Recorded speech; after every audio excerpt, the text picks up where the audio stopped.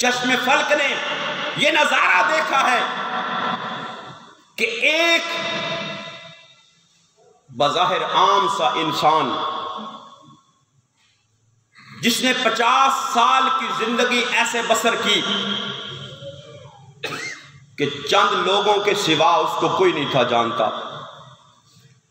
جہاں وہ پڑھا، جہاں اس نے پڑھایا، جہاں اس نے امامت خطابت کی، وہاں چند لوگ اس بندے کو جانتے تھے۔ لیکن جب مصطفیٰ کریم صلی اللہ تعالیٰ علیہ وآلہ وسلم کی محبت کا نعرہ دنیا میں بلند کیا تو 4 سال کے عرصے میں لوگوں کے دلوں میں اللہ نے اس بندے کی اتنی محبت پیدا کر دی کہ وہ بندہ دنیا سے گیا ہے، 1.5 کروڑ سے زیادہ لوگ جنازے میں شامل ہوئے ہیں۔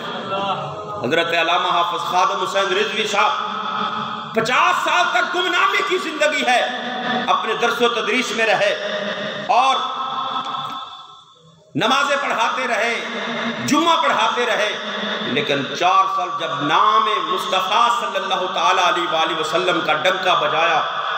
جب ناموس رسالت پر پہرا دیا تو 4 سال کی عرصے میں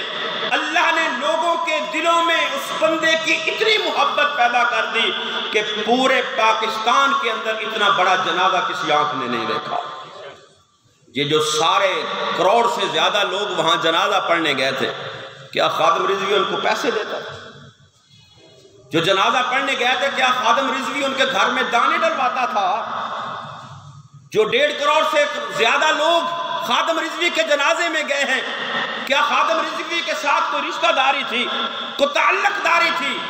آج ہم میں سے، تم میں سے ہمارا کوئی فوت ہو جائے، محلے کے رشتہ دار چند لوگ آتے ہیں، لیکن وہ کروڑ سے زیادہ لوگ اس کے جنازے میں گئے ہیں۔ نہ رشتہ داری ہے، نہ تعلق داری ہے، نہ محلے داری ہے، پورے پاکستان سے بلکہ بیرون ملک سے بھی لوگ آئے، کس لیے کہ یہ بندہ سرکار کا نام لینے والا ہے،